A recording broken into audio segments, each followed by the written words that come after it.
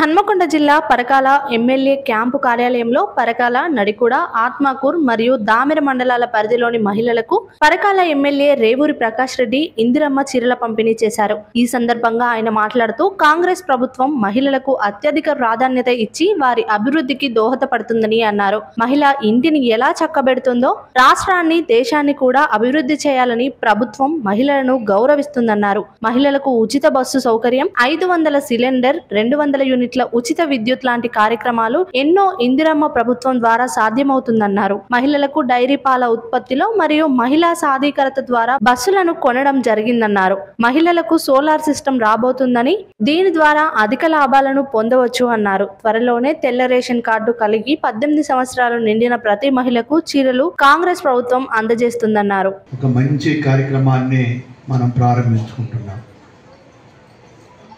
ఇది ప్రారంభం మాత్రమే. ఈ చీరల పంపిణీ కార్యక్రమం అనేది రాబోయే ప్రతి సంవత్సరం కూడా ఈ విధంగా మహిళా సోదరిమణులకు మన గౌరవ ముఖ్యమంత్రి గారు మాట్లాడినప్పుడు చాలామంది చూసుంటారు. తను ఒక మాట అన్నాడు, ఎంతో బాధ్యతగా ఈ రాష్ట్ర మహిళా సోదరిమణులకు ఒక పెద్దన్నలాగా నేను మా సోదరిమణులందరికీ షార పెట్టదలుచుకున్నాను, ఆ షార పంపిస్తున్నాను ఈ సంవత్సరం అని చెప్పడం జరిగింది.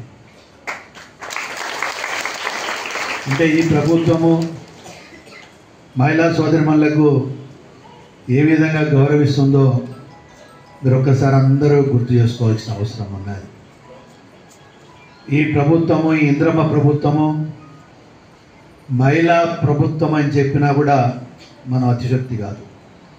మహిళా సాధికారిక నిర్ణయాలు తీసుకునే ప్రభుత్వం ఇంద్రమ్మ ప్రభుత్వం. ప్రభుత్వం బాధ్యతగా ఈ రాష్ట్ర మహిళా శక్తిని గౌరవించడమే ఒక ప్రధాన ధ్యేయంగా ముందుకు పోతున్న విషయాన్ని మీ దృష్టి తీసుకొస్తున్నారు. ప్రప్రదమైన కార్యక్రమం దీంతో ప్రారంభించినామని కూడా మీరు అందరూ ఒకసారి గుర్తు చేసుకోవాలి. డిసెంబర్ 3న రిజల్ట్ వస్తే డిసెంబర్ 7న గౌరవ రేవంత్ రెడ్డి గారు గౌరవ ముఖ్యమంత్రిగా ప్రమాణ స్వీకారం చేసిన రెండో రోజే, అంటే మధ్యాహ్నం ఒక రోజే కాదు, రెండో రోజే మహిళలకు ఉచిత బస్సు సౌకర్యం కల్పించిన విషయాన్ని కూడా ప్రతి ఒక్కరూ మనం గుర్తుపెట్టుకోవచ్చు. ఒక ఆలోచన పెరిగిందో, సామాజిక స్పృహ పెరిగిందో, ఆర్థిక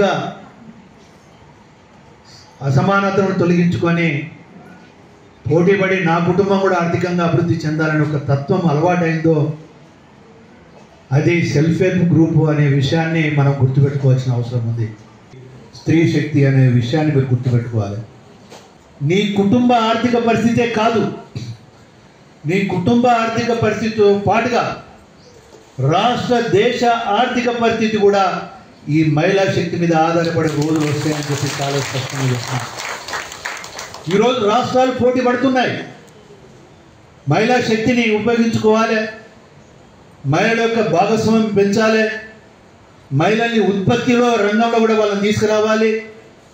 వాళ్ళు ఉత్పత్తి రంగంలోకి వస్తే ఇంకా మా రాష్ట్రం యొక్క ఆర్థిక పరిస్థితి పెరుగుతుంది, ఇతర రాష్ట్రాల కన్నా మా రాష్ట్రం బాగుండాలి ఆర్థికంగా అని చెప్పి ఒక ఆలోచన చేస్తున్నారు, ప్రణాళికలు రూపకల్పన చేస్తున్నారు అని అంటే నిజంగా మీ శక్తి మీకు తెలవడం లేదు.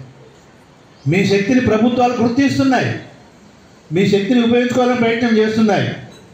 మీ శక్తిని కూడా మీరు గుర్తించుకోవాలనేదే నా యొక్క విజ్ఞప్తి.